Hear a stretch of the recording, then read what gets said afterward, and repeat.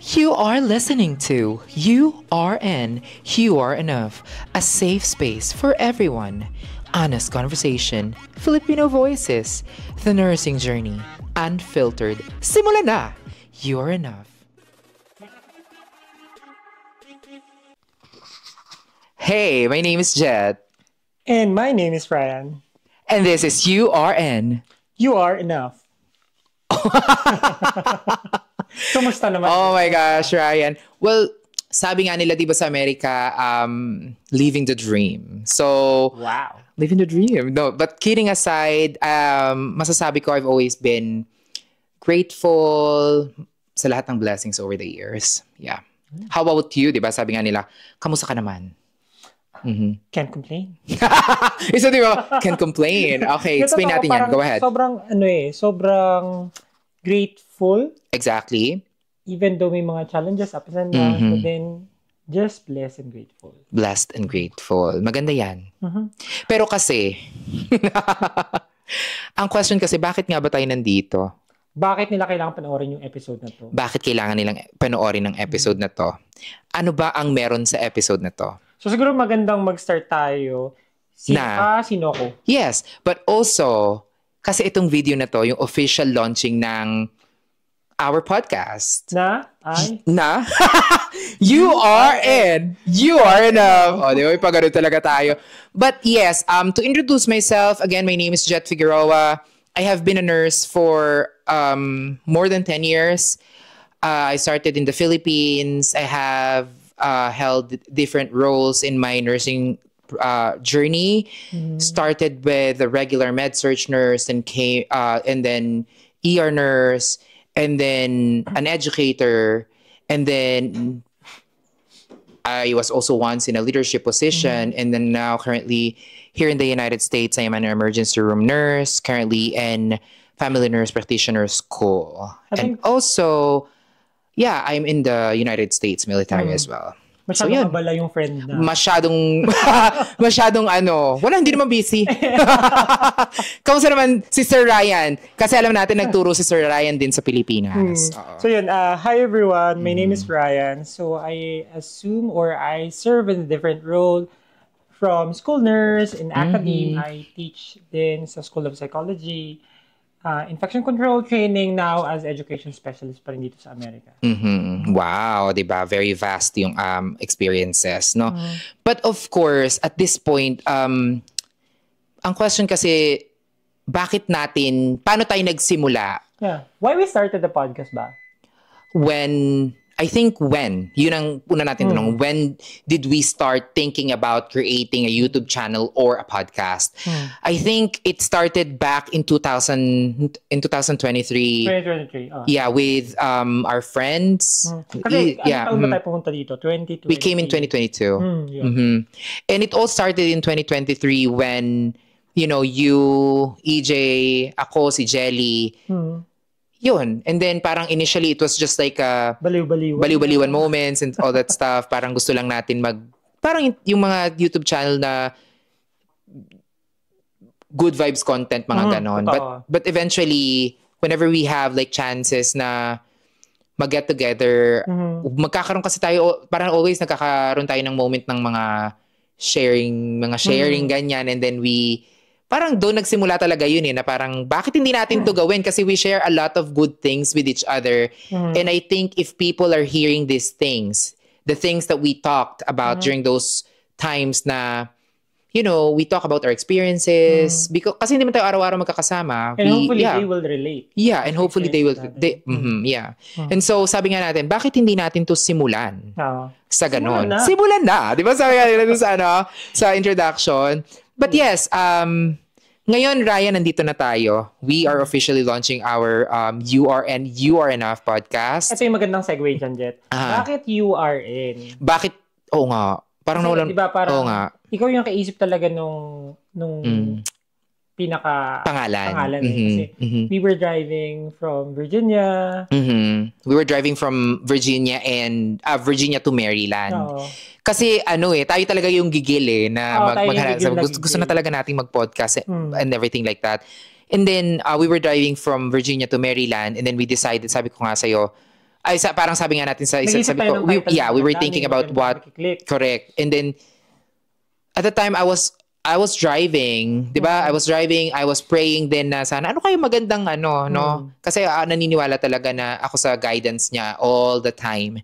So, and then nagpapasa utak ko, sabi ko, bakit di na lang, kasi ang unang naisip ko talaga nun, you are enough. You're enough. You are enough. And then sabi ko, paano ko ito marerelate sa sa mga registered nurse, ganon. Oh. And then sabi ko ako naman kasi I always, parang for a long time naniniwala ako na hindi ako enough eh. And then, dumating na ako sa point na, you are enough, ganon. Tapos sabi ko, relate ko lang sa URN. Registered nurse naman ako, RN, and then you, as a person, di ba? Ganon. No, correct. And then, correct, ganon. So, but anyway, i-discuss natin kasi when we were trying to, when we were planning and developing, like the whole bio ng podcast, excuse me, we formulated yung parang values. And what are the meaning behind URN? So we start with letter U. So yung U, una dyan, we uplift talaga yun. No? Correct. So, bilang nurse, I think, ingrained na yan sa pagiging nurse mo or any healthcare professional. Yeah. Sabi nga nila nung nag-aaral tayo sa nursing, anong tawag sa ganon? Innate ability. Wow! Nasa sa'yo na yan. So, kasi nga, bilang nurses or healthcare professional, yung pag-uplift sa mga tao. Kasi nga, bilang nurses, di ba, we uplift. Paulit-ulit talaga sa pag-uplift. Kasi nga, kasi kailangan ko bigyan ng emphasis. Correct. I agree naman. Sa yung mga pasyente natin, we are there on their most vulnerable times. And it is an honor. Actually. Yeah. It is correct. From their, from yung pag pinanganak yung isang bata hanggang sa dying moments, nurses are there. So, yeah. And R. R is, ano nga ba yung R? Relevant. Yes, relevant and relatable. And I think in this podcast we promise. 'Di ba? Mabigat yung we promise. Kasi hindi tayo politiko dito. Kaya kasi mga politiko, 'di ba, politicians, they always promise but they just prove na promises are meant to be broken. But seriously, Ryan, we live up to their expectations na our contents are relatable and practical. Ano wala tayo sa relevant. Ano na tayo? UPRN na pala. UPRN. Kasi kapag relatable, practical naman. Correct naman, I agree. Relevant and relatable. Exactly. Relevant and relatable. That will bring us to N. To N, which is navigate. Ano ba yung mga kailangan nating i-navigate? Well, ako kasi, I mean us, no? When we were talking about this. Let's start with you. No, ako yes, no and yes. Talaga, napaka-indecisive kung no and yes. But seriously, I really want yung mga listeners natin and viewers at the same time na mag-navigate doon sa mga real-life experiences na meron tayo. Diba? Yes, baka a lot of people will say, mga bata pa tayo and all. Pero, bata man yan sa inyong paningin, hindi nyo alam ang tunay na edad namin. Sabi nga na, di ba? But anyway, yeah, yung real-life experiences. How about you? Hopefully nga, we are in a very parang, good position. Kasi bilang mga nurses, we help navigate naman talaga in healthcare. We are the one, sabi nga nila, we are the glue. Exactly. Ang maganda dyan, we're not just a glue, a backbone. You're correct. The backbone yes, the backbone of healthcare. So, with our experiences and with our knowledge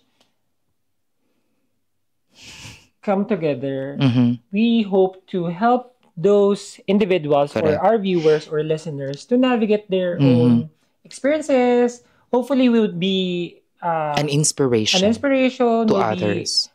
A support. Kuya, mga ganun, no? Na tutulong sa inyo. Gusto ko yung sinabi mo, di ba? I-shout out natin si Nathalia Parves and si Marvin. We communicated earlier with them and Marvin said this quotation. Anong sabi niya? If you want to go further.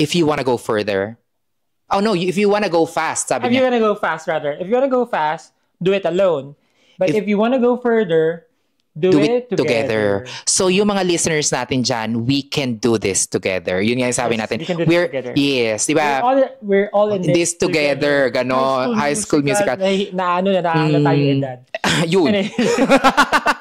But also, naniniwala talaga ako na this is not just this is not a coincidence, but also this is not just about the nurses. This is about the healthcare workers and beyond. Kasi healthcare workers are also what? Mom, dad, anak, diba? Totoo. So, yun. Yeah, I think, dyan natin hinuhugot yung you are enough. Kasi exactly. Bilang individual, iba-iba yung role mo eh. Katulad ko, halimbawa, ako, nurse, kuya, kapatid, anak, asawa, ikaw. Ganun din. Dagdag ko lang estudyante, pero hindi pa ako asawa. Naghahanap, just kidding. Tatay. Tatay ng aking baby na si Coke. And, yes, I'm for that. And lahat yun, sometimes, is overwhelming.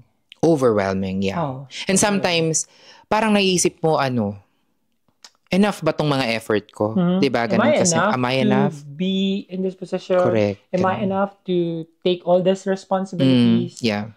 But also, ngayon, ang ano ko na lang is, baka sabihin nila, bakit ngayon nyo lang yung ginawa? Diba? Bakit ganun? What is your take about that? Na bakit ngayon lang? Kasi tulad nga nung napag-uusapan natin, siguro may ibang tao na niniwala na hindi coincidence, ito ay coincidental. Pero ako kasi nandun ako sa team na hindi to coincidence. I agree. We planned for it. We prayed for it. We prayed for it. Nag-align na yung mga stars. Exactly. No? Ikaw ba? Well, I would just like to add something dun, sabi mo nga, walang coincidence. I totally agree with that. And if this is His will, this is His will. And eventually, I pray na makakilala pa tayo ng ibang mga tao, ma-expand natin yung network. But also, I think, kaya niya to will because this is the right time. Perfect time. This is the perfect time because I think yung channel will be relevant because of a lot of things happening in the world. The current climate for nurses, for migrants, and mental health and a lot of issues that a normal person or a typical person like us are dealing sa normal na buhay or sa regular on a regular basis. Diba sabi siguro kailangan natin bigyan ng emphasis dito na hindi kami nag-uusap dito bilang mga nurses. Yes. Nag-uusap kami bilang kapatid, magkaibigan, di ba? Tatay ni ko. Oo. Kuya. Oo. Asawa. Ganun. Correct, ganun. Hindi tayo mag-wear ng hat. Although, part yun ng totality natin that would actually help, hopefully, other individuals or yung mga viewer natin. Pero, correct. Again, we wanted to help uplift. This should be relevant and relatable and hopefully will help you to navigate. Okay. So, at this time, ang ano naman is what you hope to achieve. What we hope to achieve dito sa channel na to or sa podcast na ito. Ano ba yan? Parang, what is our vision? Ganon. Our vision in this podcast. Ganon. Sa mga sa mga nasa Pilipinas, yung vision ni daw yan ni Cassiopeia sa Encantadia. Tingin ko yung podcast natin kasi nga I want this to be organic. Yeah. Alam mo naman, dyan ako parang minimalist ako hanggat maaari. Pero gusto ko yung authenticity. Wow, yun yung sagot ni Miss Mexico. Believe in the power of authenticity. Yun yung sagot ni Miss Mexico. Authenticity ng stories. Kasi we hope that, and we are planning, na maka-invite tayo ng mga iba pang tao, na would share their experiences, and let's talk about it. Let's have a good conversation. Kasi, alam mo, tama ka dyan to invite other people, like yung mga relevant speakers, diba, about mental health. And, yung nakakarinding issue, nakakarinding issue na yung mga Pilipino ay resilient. Pero, sabi nga, ang dami ko na nakikita online na sabi niya, resiliency is not enough. Kailangan na nating magsimula. Kailangan na nating kumilos for growth. Totoo. Diba? Yes. And, yun yung isa natutunan ko dito. Marami tong story, no? Isa yung natutunan ko dito. Hindi kasi common sa mga Pilipino yung you speak up, You speak, you are assertive. correct. Bastos yan sa culture natin Pero dito, kailangan mo siyang gawin. Yeah, and then we share our experiences here in the States. Kasi may mga experiences ako na, mas share ko lang na, that's one of the things na talaga natutunan ko sa Amerika. Yung mag-speak up ka. Totoo. But, again, ano naman yung, so we're done with the vision of the podcast. Ano naman yung goal? Yung talagang main goal ng podcast. And yung we want to, yung anong impact ba nung magiging podcast natin sa viewers and listeners natin. I think in general, no, not just nurses or healthcare worker or each individual. We wanted to help them, to uplift them, and also what stores in them as they migrate in states. Correct. And at the same time, on the broader community. Yeah, like kumbaga parang to uplift yung not just yung Filipino workers but the rest of the healthcare workers and a lot more people. Yung mga migrants. And hopefully we create like a, by sharing this content, we create a broader community. And kasi dito ano naman tayo sometimes we touch lives na hindi naman natin napapansin. Yes. Yeah, and sometimes yung mga simpleng advice mo lang na even nga hindi ka mag-advise. Correct. Yung listening, active listening, yung trying to, yung sabi nga dati sa church na pinuntahan natin dati, you have to tune in. Di ba may gano'n? You have to tune in. Kasi nga, yun yung nakakalimutan ng mga tao kasi gawa ng technology, nag-scroll ka lang. Correct. Hindi ka in tune talaga sa partner mo or even sa kapatid. But on top of that, I think one of our goals is to inspire other people to be courageous enough and to build enough confidence, diba? Yun. But, balikan ko yung building community. Kasi nga, di ba sinabi mo yan, we want to encourage our listener as well to share their stories. Correct. Hindi lang to kwento namin. Kwento nyo din to. Kasi baka yung kwento namin, kwento nyo din, or gusto nyo magkwento din. Exactly. Diba? Kaya nga, this podcast, we encourage other people to send us an email. No, kung especially if you're working abroad or especially if you're in the Philippines na parang you want to share your life experience and you want other people to learn from your experience, this is the perfect channel for you. You know? And magiging nerd lang ako. Kasi nga naalala ko, kasi nga 'di ba yung research ko sa grad school is live experience of Filipino nurses. But maidagdag ko lang yung sa niya, yung research mo. Gusto ko sa bida-bida ako. Kasi, party kasi ako no research. Siya nag-divulge. But yes. But also, again, dun sa building community, we want this podcast to be a safe space to a lot of people and to be a supportive space. For discussion. Exactly. Yun lang. Parang kapihan lang sana. Ryan. Sobrang chill lang kasi nitong... Correct. Kanina kumakain tayo ng tempura. Gusto ko sana siyang i-shoot. Kasi, at di ba talagang sabi mo, authentic. Authentic, organic. Yes. But, hindi, makikita nga na natakbo si si Esper, yes. Yung pusa. But, so, again, welcome sa aming podcast. But before we end, ano yung 30-minute takeaway mo dito sa ating... 30 minutes talaga. Mas matagal to sa actual podcast. 30 seconds. 30-second takeaway mo dito sa ating episode. Launching, yes. Launching episode. Lagi tayo dapat may takeaway. Correct. That's our 30 seconds. I will not get tired of reminding you that you're enough. Speak up, show up, be your own advocate, and have some compassion. Lahat tayo kasi may kanya-kanyang inner critic.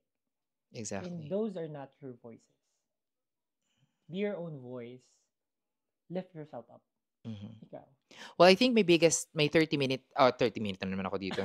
Yung 30-second takeaway ko is that the mere fact that you guys are watching me right now is a testament of you are enough. No, you are enough. And you're capable of achieving your dreams, achieving your goals and aspirations for yourself and for your family. Yun lang. And again, this is Jet. And this is Ryan. And you're watching URN. You are enough. Follow and subscribe. Like it. See you on our next episode. Bye! Bye!